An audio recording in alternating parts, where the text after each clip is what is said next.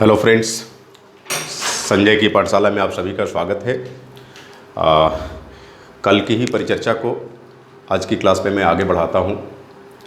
हम लोग कल भारतीय संविधान व राज्य व्यवस्था खंड के तहत संविधान व राज्य व्यवस्था शब्द का तात्पर्य क्या है इसे समझा था, और इनफैक्ट संविधान के बारे में उसके औपचारिक संदर्भ को हम लोग समझ रहे थे। बातें पूरी नहीं हुई थी, तो जहाँ से चर्चा मैं कल छोड़ा था वहीं से आगे बढ़ाता हूँ। क्योंकि अभी थोड़ी प्रॉब्लम ये आ रही है कि मैं चाह के भी लंबी वीडियोस आपके लिए बना नहीं पा रहा हूँ, क्योंकि फ़िलहाल जैसा मैंने कल ही कहा था आपसे अपने इंट्रोडक्टरी लेक्चर में कि अभी सीमित संसाधनों के तहत कोशिश की जा रही है कि अब तक हम बने रहें। सबको मालूम है लॉकडाउन की स्थिति चल रही है। जैसे ही थोड़ी ढील मिलेगी कोशिश करेंगे कि कुछ ऐसी व्यवस्था किया जाए जिससे 1.5-2 घंटे का लेक्चर जा सके, कम से कम 1.5 घंटे का। अदरवाइज़ जनरल स्टडीज़ में होता क्या है कि आधे घंटे 45 मिनट के लेक्चर में कुछ बात बन नहीं पाती। आप टॉपिक को शुरू ही करते हैं तब तक ये समय निकल जाता है। बट फिर भी थोड़ा थोड़ा आप रिवीज़न करते रहेंगे, इसलिए मैं छोटी छोटी ही वीडियो बना रहा हूँ। क्योंकि वैसे ही जो मेरे पास सिस्टम है 32-33 मिनट के बाद अपने आप डिस्कनेक्ट हो जाता है। तो आज से मैंने सोचा है कि 33 और 33 मिनट की 2-2 वीडियो बनाने से बेहतर है कि एक ही लेक्चर आपको बनाऊं, और आप मान लेंगे कि जहां समाप्त होता है अगले दिन उसी के आगे से फिर आपको लेक्चर मिल जाएगा। तो चलो, इंडियन पॉलिटी एंड कॉन्स्टिट्यूशन।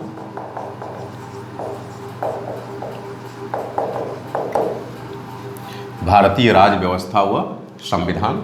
और आपको मालूम है हमने कल समझा था कि पॉलिटी का क्या मतलब है और कॉन्स्टिट्यूशन का क्या मतलब है। थोड़ा सा मैं फ्लैशबैक दे दूं। मैंने बताया था कि पॉलिटी और कॉन्स्टिट्यूशन ये दोनों ही टर्मिनोलॉजी एक ही संदर्भ को इंगित करती है, बस उसके व्यवहार में फ़र्क होता है। जैसे दोनों का जो निहितार्थ है वो देश की शासनिक प्रशासनिक व्यवस्था को संचालित करने से संबंधित है।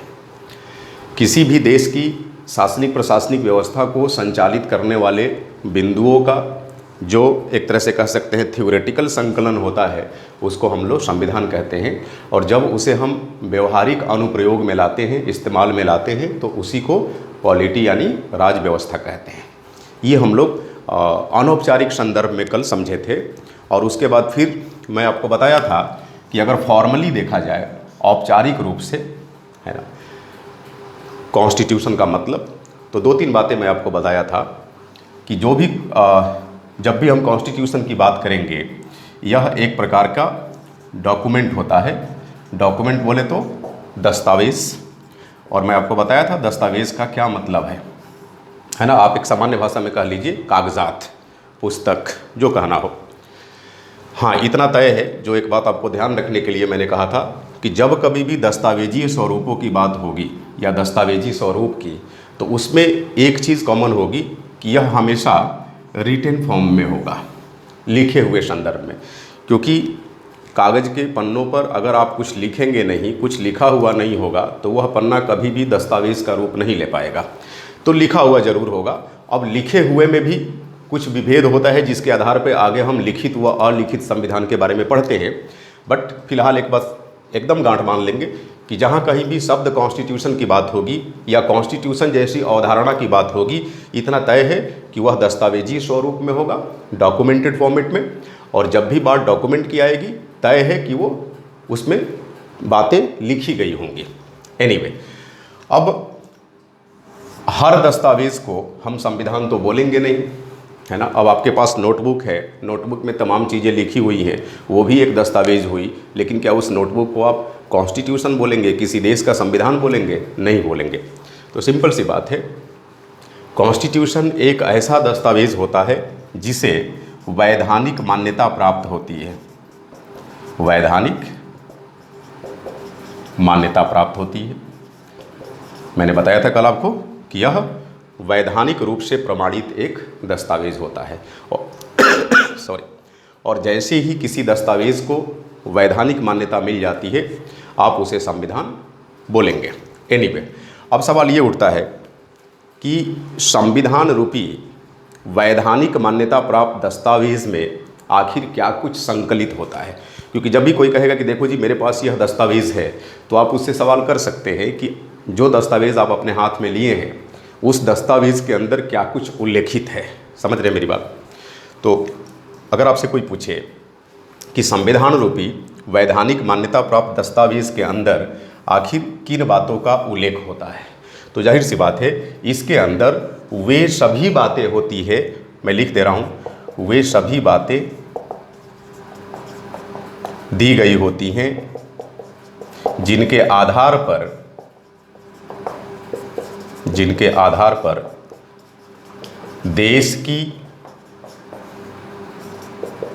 देश की शासनिक प्रशासनिक व्यवस्था का संचालन होता है।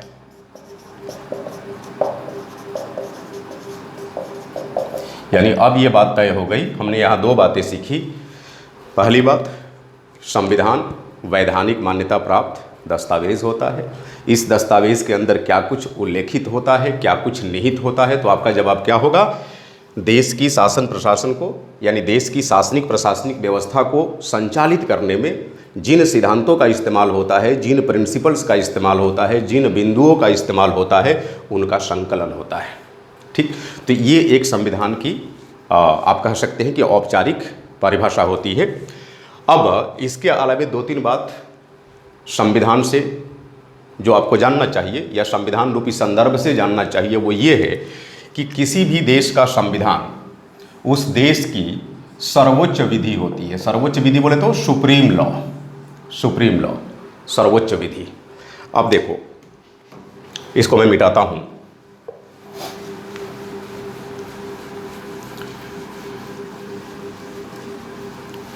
जाहिर सी बात है, चाहे कोई भी देश हो, उस देश की व्यवस्था को संचालित करने के लिए वहाँ पर एक स्थापित सरकार होती है, चाहे किसी रूप में हो। जहाँ पर राजशाही होती है वहाँ पर भी सरकार का एक स्वरूप होता है। मतलब मोनार्किकल सेटअप में भी आप गवर्नेंस का स्वरूप पाएंगे। वो अलग बात है कि वो डिक्टेटोरियल होगा, ऑटोक्रेटिक होगा, टोटालिटेरियन होगा। एनीवे, आप सबको मालूम होना चाहिए कि सरकार चाहे किसी भी प्रकार की हो, संसदीय प्रकार की, अध्यक्षीय प्रकार की, राजशाही प्रकार की, जो भी हो, सदैव इसके तीन अंग होंगे। और सरकार के जो तीनों अंग होते हैं, एक को हम लोग बोलते हैं लेजिस्लेटिव बोले तो विधायिका, दूसरा एग्जीक्यूटिव बोले तो कार्यपालिका, इसी को हम लोग एग्जीक्यूटिव को ही एडमिनिस्ट्रेटिव भी बोलते हैं, प्रशासनिक। एनीवे, तीसरा जुडिशियरी यानी न्यायपालिका। अब देखिए, चूंकि मैंने आपसे क्या बोला कि किसी भी देश का संविधान उस देश की सर्वोच्च विधि होता है, सर्वोच्च विधि यानी supreme law of the land, उस देश की सर्वोच्च विधि। अब देखो, सर्वोच्च विधि का क्या तात्पर्य है? जाहिर सी बात है, सरकार के तीनों अंगों में ये जो विधायिका है, विधायिका का मूल कार्य विधि निर्माण है, यानी विधियों का सृजन, विधि निर्माण है ना। एग्जीक्यूटिव का पॉलिसी इम्प्लीमेंटेशन या विधियों का क्रियान्वयन।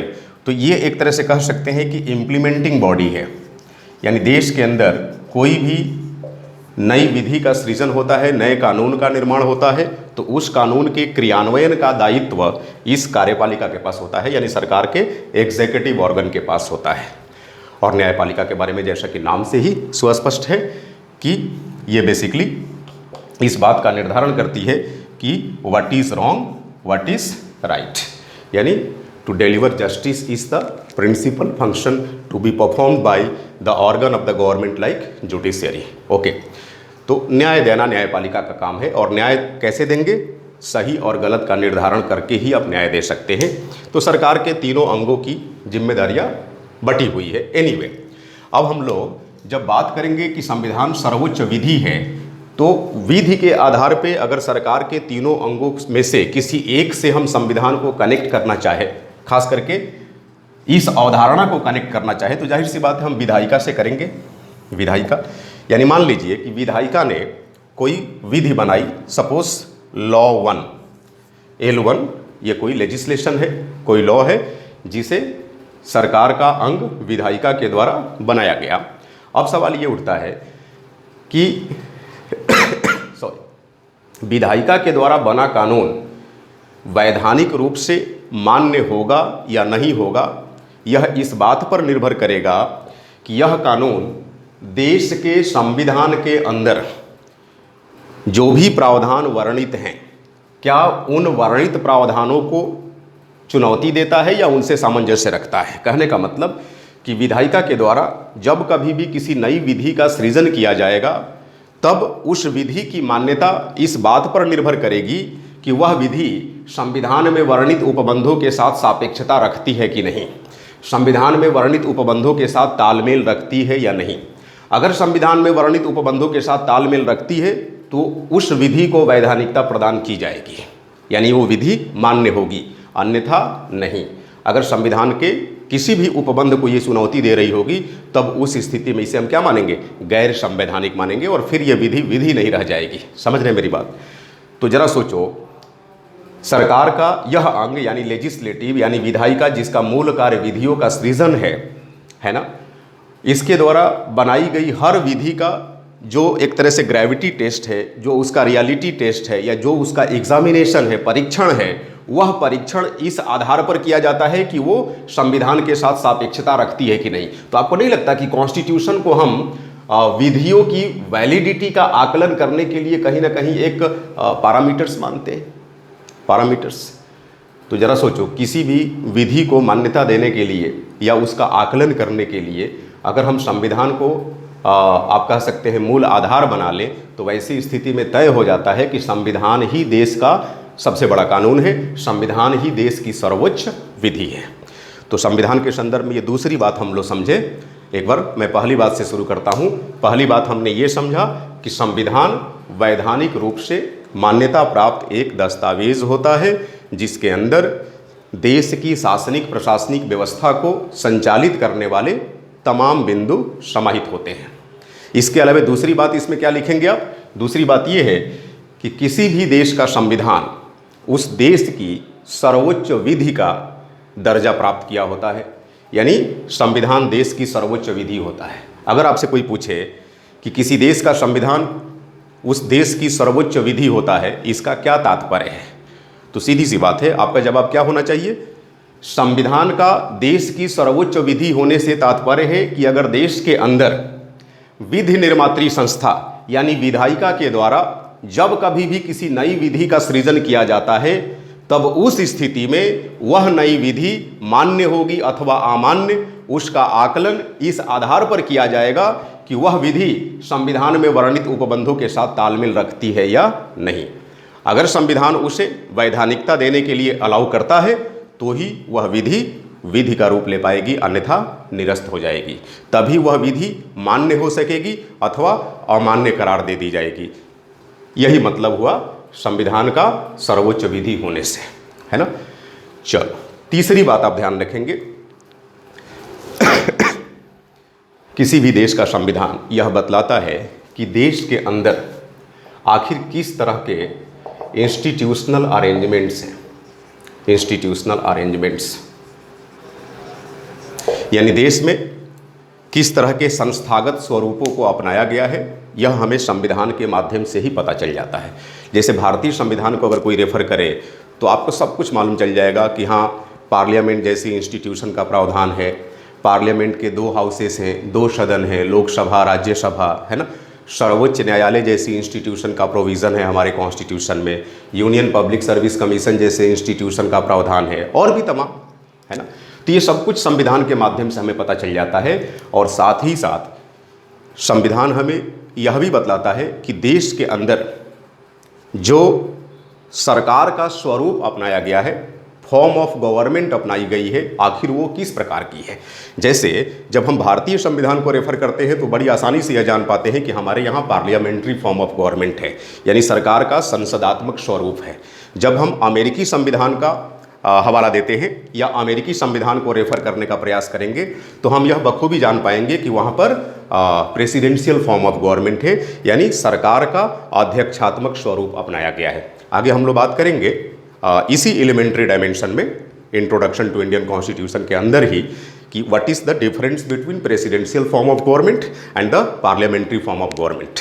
अध्यक्षीय प्रकार की सरकार तथा संसदीय प्रकार की सरकार में क्या विभेद है, इसको समझेंगे। यहाँ से मेंस के क्वेश्चंस भी बनते हैं। एनीवे, तो ये पता चल गया कि किसी भी देश का संविधान हमें यह बतला देता है कि उस देश के अंदर आखिर किस प्रकार की सरकार की व्यवस्था की गई है। दूसरी बात, अब सरकार चाहे जिस किसी भी प्रकार की हो, इतना तय मानिए कि हमेशा हमेशा उसके 3 अंग होंगे, विधायिका, कार्यपालिका और न्यायपालिका, यानी लेजिस्लेटिव, एग्जीक्यूटिव एंड जुडिशियरी। तो ये संविधान ही बतलाता है कि सरकार के तीनों अंगों के मध्य, है ना, आखिर सेपरेशन ऑफ पावर की क्या कुछ डिग्री है, शक्ति पृथक्करण का स्वरूप क्या है ना। मीन्स आप यूँ कह सकते हैं थोड़ा सामान्य भाषा में कि संविधान के द्वारा यह बखूबी पता चल जाता है कि सरकार के तीनों अंगों, क्रमशः विधायिका, कार्यपालिका तथा न्यायपालिका, इनकी शक्तियों की परिधि क्या है। कहने का मतलब कि अगर विधायिका है सपोज, तो विधायिका के द्वारा आखिर किस तरह के शक्ति का उपभोग किया जाता है, विधायिका की शक्ति क्या है, what is the extent of the powers to be enjoyed by the legislative organ of the government. Okay, it is properly conveyed by means of the constitution of the country concern. दूसरी बात, अगर किसी देश के संविधान को हम refer करेंगे और ये जानना चाहेंगे कि उस देश की एग्जीक्यूटिव की आखिर क्या कुछ शक्तियां हैं, तो ये संविधान हमें बतला देगा कि what is the extent of the powers to be enjoyed by the executive authority of the country. And similarly again the constitution properly tells us that what is the extent of powers to be enjoyed by the judicial authority of the country. यानी संविधान सुस्पष्ट तरीके से यह बतलाता है कि सरकार के तीनों अंगों की शक्तियों की सीमा क्या है, यानी विधायिका अगर है तो विधायिका की क्या कुछ सीमा है, शक्तियों की सीमा है, कार्यपालिका है तो कार्यपालिका की शक्तियों की सीमा क्या है, न्यायपालिका है तो न्यायपालिका की शक्तियों की सीमा क्या है। तो ये रहा बेसिकली कॉन्स्टिट्यूशन का मतलब। अब एक बार मैं कॉन्स्टिट्यूशन के सामने जितने बुलेट पॉइंट्स हैं जो संविधान को परिभाषित करते समय आपसे अपेक्षा की जाती है कि आप उसे लिख पाएँ, उसको मैं बोर्ड पे रखता हूँ, आप इसे ध्यान से देखेंगे ताकि आपको याद रहेगा कि जब कभी भी हमें संविधान की अवधारणा को प्रस्तुत करना होगा, कोई पूछे आपसे मान लीजिए कि what do you mean by the concept of constitution, संविधान की अवधारणा से आपका क्या तात्पर्य है, क्या निहितार्थ है, तो आप 4-5 बुलेट पॉइंट्स अपने दिमाग में रखेंगे। उनकी बुनियाद पे आप आसानी से नियर अबाउट 100 वर्ड्स में आप इसको लिख सकते हैं, है ना। हालांकि कोई ज़रूरी नहीं कि आपसे कोई एग्ज़ाम में ये पूछे कि संविधान से क्या तात्पर्य है, बट फिर भी जानकारी के लिए आपको उन बिंदुओं का हवाला देना होगा। तो देखिए,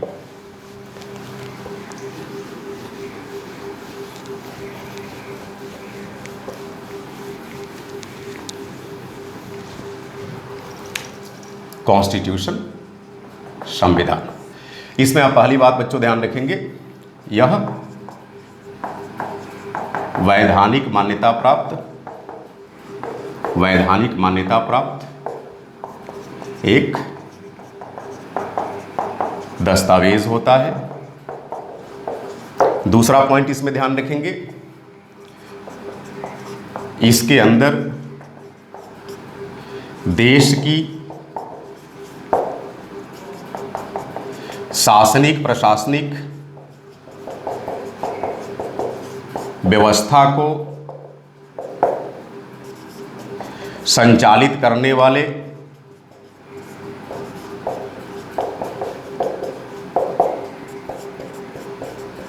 सिद्धांत दिए गए होते हैं। आखिर किन सिद्धांतों के आधार पर किसी देश की शासनिक प्रशासनिक व्यवस्था का संचालन किया जाना है। और तीसरी बात देखेंगे, यह देश की सर्वोच्च विधि माना जाता है। आपको समझा चुका हूं कि संविधान का देश की सर्वोच्च विधि होने से क्या तात्पर्य है। जाहिर सी बात है, कोई भी अन्य विधि निर्मित की जाएगी तो वह विधि मान्यता तभी हासिल कर पाएगी जब वह संविधान में वर्णित उपबंधों के साथ समरूपता रखे। यह देश की सर्वोच्च विधि कहलाता है। और इसके माध्यम से क्या जानेंगे, मैं इधर लिख रहा हूं, इसके द्वारा देश के अंदर या देश के संस्थागत स्वरूप के बारे में समझा जा सकता है। एक और बात यहां ध्यान रखेंगे, इसके माध्यम से हम यह जान पाते हैं कि सरकार के विभिन्न अंगों की शक्तियों की परिसीमा क्या है, शक्तियों की परिसीमा अथवा परिधि क्या है ना। तो ये 4-5 बातें अगर आप ध्यान रखेंगे तो आसानी से अपना भाषाई संदर्भ देते हुए आप शब्द कॉन्स्टिट्यूशन को परिभाषित कर सकते हैं, है ना। तो एक बार लास्ट में मैं समअप कर देता हूँ। संविधान के बारे में ध्यान से आप सुन लेंगे, है ना, लिखना चाहे तो लिख भी लेंगे। संविधान वैधानिक रूप से प्रमाणित एक ऐसा दस्तावेज होता है जिसके अंदर किसी देश की शासनिक प्रशासनिक व्यवस्था को संचालित करने वाले तमाम बिंदु अथवा सिद्धांत समाहित होते हैं। किसी भी देश का संविधान संबंधित देश की सर्वोच्च विधि माना जाता है, चाहे वो जिस देश का भी संविधान हो। अगर भारतीय संविधान की बात करेंगे तो भारत में सबसे बड़ा कानून कौन होगा? भारत का संविधान। अगर अमेरिकी संविधान की बात करेंगे तो अमेरिका में सर्वोच्च विधि का दर्जा किसे मिलेगा? अमेरिकी संविधान को। ये हर जगह, तो किसी भी देश का संविधान उस देश की सर्वोच्च विधि होता है। संविधान के द्वारा यह पता चलता है कि देश के अंदर सरकार का कैसा स्वरूप है, सरकार के विभिन्न अंगों की शक्तियों की परिसीमा क्या है, सरकार में देश के अंदर किस तरह का संस्थागत स्वरूप अपनाया गया है, वगैरह वगैरह। This is all about the term like constitution. तो आज की बात को मैं यही समाप्त करता हूँ और कल हम लोग पढ़ेंगे टाइप्स ऑफ कॉन्स्टिट्यूशन और अलग अलग तरीके से, जैसे संविधान का एक प्रकार होता है लिखित व अलिखित, दूसरा होता है लोकतांत्रिक व गैर लोकतांत्रिक या अलोकतांत्रिक, और जब हम लोकतांत्रिक व अलोकतांत्रिक संविधान के बारे में पढ़ेंगे तब उसी समय संविधानवाद की अवधारणा पर भी रोशनी डालेंगे।